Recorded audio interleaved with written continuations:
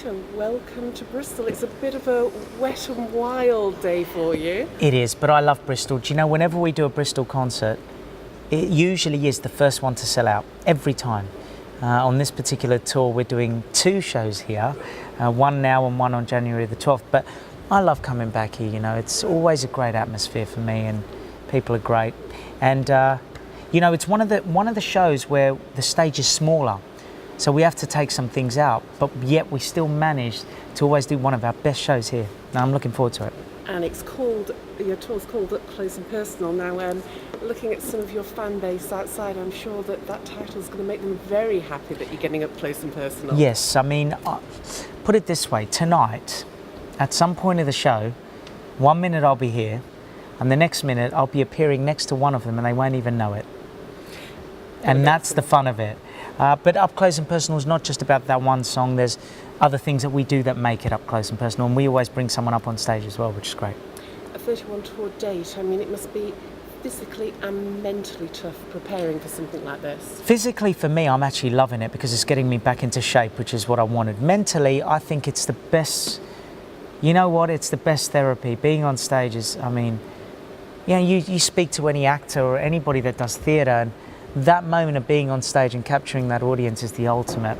For me, this is my theatre, you know, this is my acting, this is my stage, and I can't explain the feeling, it's beautiful.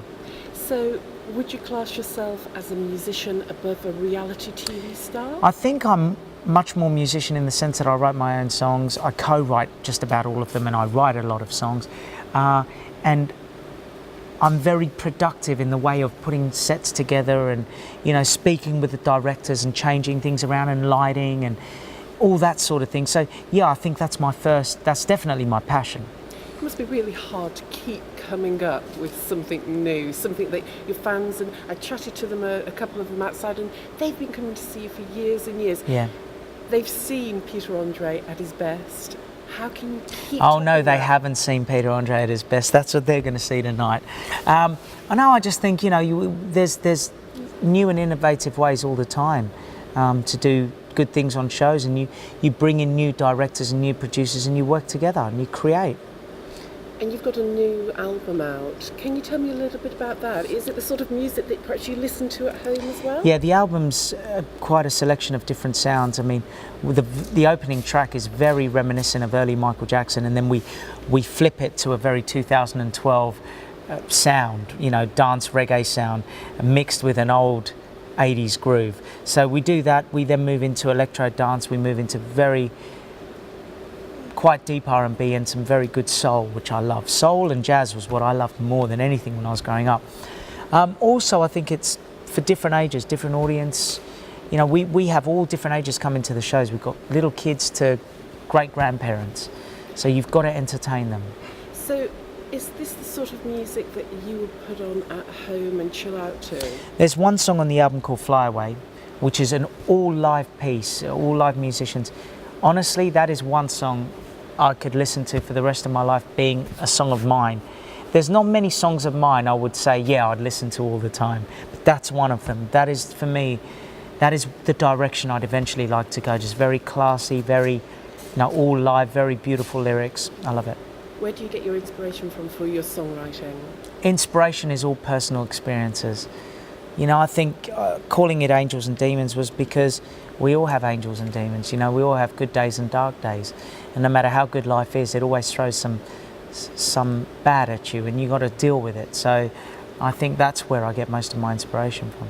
Ian, you're really busy, aren't you? You've got your tour, you've got your album, you've got the reality show, I know. Everything going on.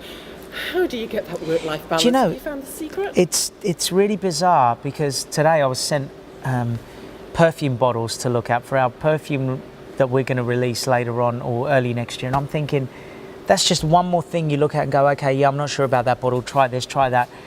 That's just one thing in amongst the reality show, the calendars, the TV, not just the reality, but the format shows. We did Bad Boyfriend this year, we've got the tour, the album, single releases. I love it. And you know what, I'm grateful and I'm lucky that the fans and the public give me a chance to do all this stuff, because without them, I'm not doing anything. Now, obviously, your fans, you've got this amazing fan base. Do you actually ever get to go out somewhere like Bristol and actually enjoy it without causing pandemonium? Yeah, I went today to Jamie's Italian in Bristol, and I really enjoyed it. And yeah, it was just me and my girlfriend. We had a lovely lunch there, and there was nobody hassled us. A couple of people came and said hello and asked for a photo, but it was very calm, very nice. So there's ways you can do it. You draw attention to yourself if you want it. You can also avoid it.